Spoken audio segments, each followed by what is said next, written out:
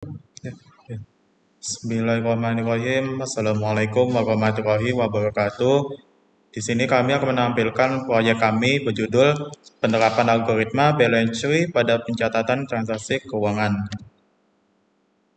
Nah, di sini anggota kami, saya Muhammad Ilham.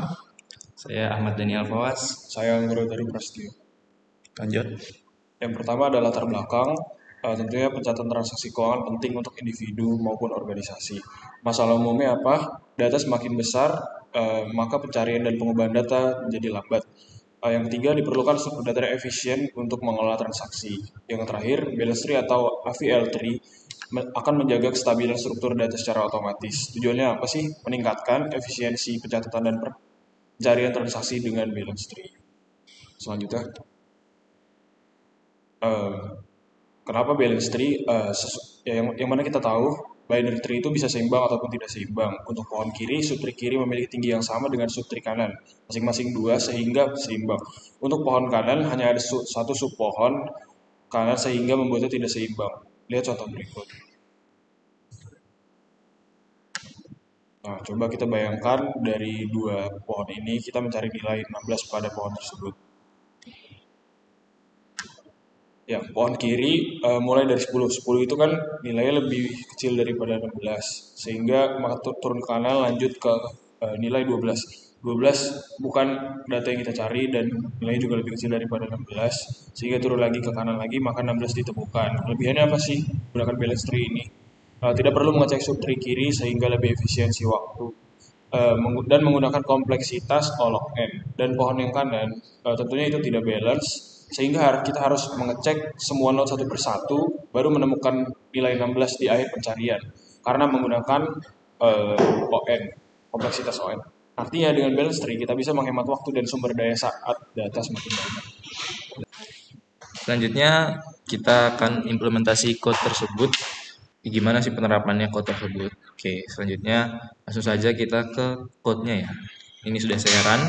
Nah, ketika kita run, nanti menu utamanya langsung akan memunculkan, yaitu menu utama masukkan transaksi. Nah, kita coba masukkan transaksi terlebih dahulu dari 5.000. 5.000. Nah, ya ketika kita masukkan transaksi 5.000, maka tree-nya sudah terbuat. Ini itu hanya 5.000.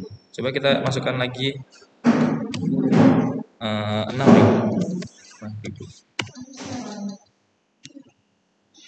Jadi di sini tree-nya sudah terbuat juga, di mana 6.000 masuk ke anak kanannya 5. Coba kita masukin lagi 7.000.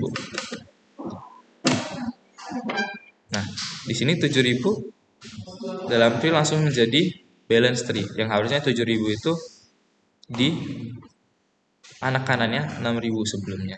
Nah, di sini dijelaskan bagaimana sih itu terjadi. Nah, untuk memperjelas kita kembali ke sini saja. Nah, jadi kita tadi memasukkan uang 5.000, 6.000, 7.000. Nah, ketika kita masukkan 6.000 akan jadi seperti ini. Lalu ketika kita masukkan 7.000, nah di komen ini tree-nya itu menjadi seperti ini. 5.000, 6.000, 7.000.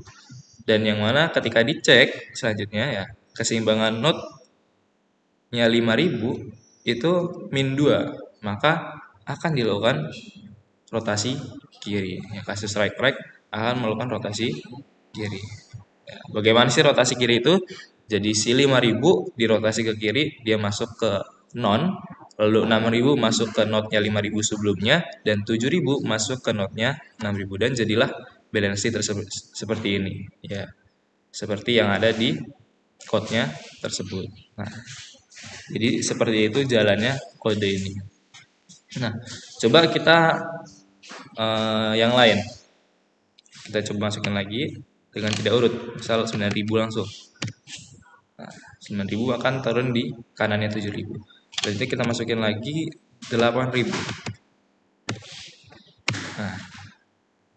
Nah, tadi harusnya kan 8.000 turunnya di sebelah kirinya bawah 9.000, tapi di sini sudah terrotasi. Nah, di sini sudah ada bagaimana perrotasian itu terjadi. Nah, kita untuk memperjelas di PPT-nya aja. Nah,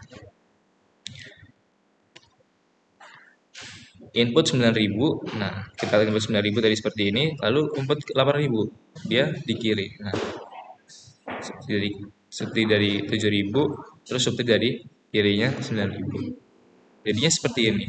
Dan ketika dicek notnya, nih, dimana not 9.000 masih 1, tapi not 7.000 min 2. Maka kasus right left pada not 7.000 melakukan rotasi kanan kiri. Pertama, yang dirotasi itu adalah 9.000 dan 8.000-nya. Dimana 9.000 dirotasi ke kanan, 9.000 masuk ke non, dan 8.000 masuk ke not 9.000. Setelah itu dicek lagi. Karena ini masih tidak seimbang, lakukan rotasi kiri, di mana 7.000 dirotasi ke kiri. 7.000 masuk ke non, 8.000 masuk ke 7.000, 9.000 masuk ke 8.000. Dan jadilah balance sheet seperti ini. Seperti yang ada di plot tersebut. Nah, seperti ini. Sama ya. Kemudian kita coba algoritma ambil uangnya atau delete-nya. Kita mau ambil 5.000 ini. Coba kita ambil. Dan apa yang terjadi? Bagaimana tree-nya berubah? Nah, yang berubah ternyata 8.000 menjadi root-nya berubah. Jadi sebelumnya 6.000, sebelumnya bukan root-nya tetap sama, tapi di sebelah kiri masuk ada angka 6.000, nilai 6.000. Nah, ini juga ada langkah-langkahnya seperti apa. Untuk memperjelasnya kita kembali ke code-nya. Nah, ambil uang 5.000. Set, mau menghapus transaksi 5.000, maka ya, udah dihapus, maka 5.000 akan hilang seperti ini. Dan ini jelas tidak seimbang ya, karena dia memiliki subtree kanan doang, tidak memiliki subtree kiri. Lalu dia memeriksa keseimbangan not 6.000. Nah, dia diperiksa 6.000 min 2, maka kasus right maka akan dilakukan rotasi kiri. Nah, sama 6.000 ke kiri, 8.000 ke kiri juga, dan 9.000 ikut ke kiri. Adapun 7.000 ini mengikuti, karena dari atasnya sudah 8.000, tidak mungkin 7.000 tetap di kanan, dia akan ikut ke kiri dan menjadi subtree ketiga juga, dan di bawahnya 6. Nah, kemudian ya coba kita search 8.000 nih. Coba kita search 8.000, apakah ada? Nah, ada ya. Di sini langsung menunjukkan bahwasannya transaksi nominal 8.000 ditemukan dan waktunya sudah diberikan. Mungkin di collab ini waktunya tidak GMT plus 7, dia menunjukkan bahwa ini GMT plus 0 ya. Kemarin saya coba di VS Code, dia GMT plus 7. Ya tidak masalah ini, tapi waktunya juga muncul.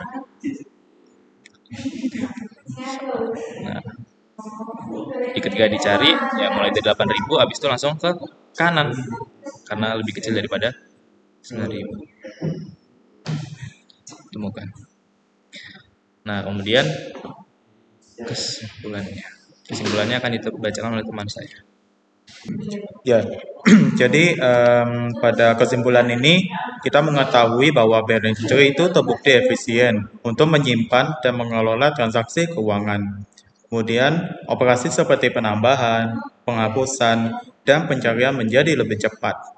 Kemudian struktur tree yang otomatis seimbang menjaga performa tetap optimal meskipun datanya itu terus bertambah. Kemudian menyediakan informasi saldo total, tinggi pohon, dan distribusi not secara real time. Dan yang terakhir, cocok diterapkan pada sistem pencatatan keuangan berskala kecil hingga menengah.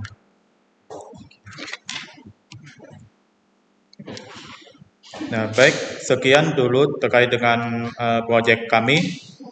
Kami undur diri dari kelompok 4. Wassalamualaikum warahmatullahi wabarakatuh.